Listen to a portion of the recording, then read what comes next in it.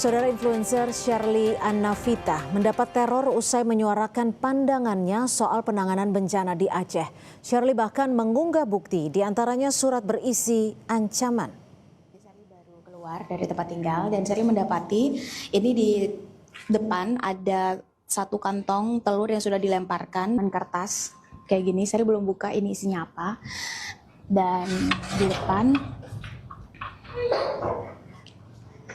ternyata mobilnya juga dicoret atau dipiloks warna merah begini, dan di samping juga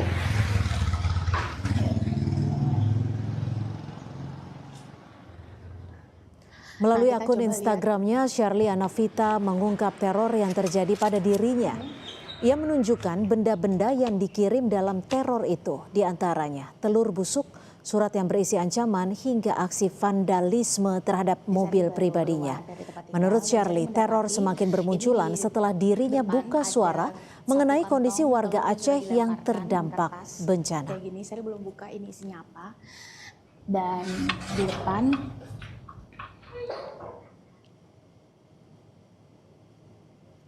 dalam salah satu unggahannya, Shirley menuliskan, teror ini terasa sekali setelah Shirley yang memang berasal dari Aceh ikut memberikan pandangan di beberapa acara TV terkait bencana di Sumatera. Influencer lainnya, Ramon Doni Adam alias DJ Doni, juga mendapatkan teror.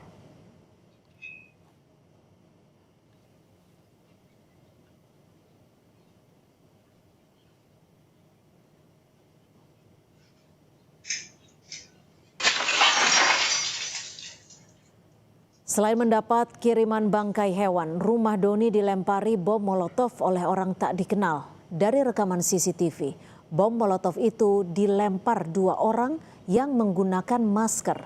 Saat kejadian, bom molotov itu mengenai kap mobilnya, namun api mati sebelum menyebar. Doni telah melaporkan peristiwa ini ke Polda Metro Jaya.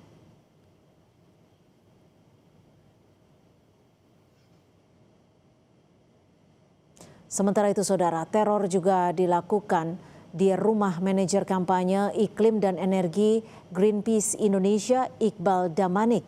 Iqbal mendapat kiriman bangkai ayam pada Selasa 30 Desember 2025. Greenpeace menilai sulit untuk mengaitkan kiriman bangkai ayam ini dengan upaya pembungkaman terhadap orang-orang yang gencar menyampaikan kritik atas situasi Indonesia saat ini. Kepala Greenpeace Indonesia, Leonard Simanjuntak, menduga kiriman ini sebagai bentuk teror terhadap kerja-kerja Iqbal Damanik sebagai pengkampanye Greenpeace. Terutama belakangan banyak mengkritik pemerintah ihwal penanganan bencana Sumatera. Kepada rekan kami Iqbal Damanik dari Greenpeace Indonesia, merupakan ancaman yang serius kepada kebebasan sipil, kebebasan berekspresi, dan demokrasi kita. Dengan pesan yang mengancam tersebut karena kekritisannya terhadap upaya-upaya penanganan bencana di Sumatera yang dipandangnya dan kami pandang tidak maksimal, dan seharusnya lebih baik, seharusnya lebih cepat. Atas teror yang terjadi pada sejumlah influencer, konten kreator, hingga aktivis, Komisioner Kompolnas Muhammad Khairul Anam mengecam tindakan itu.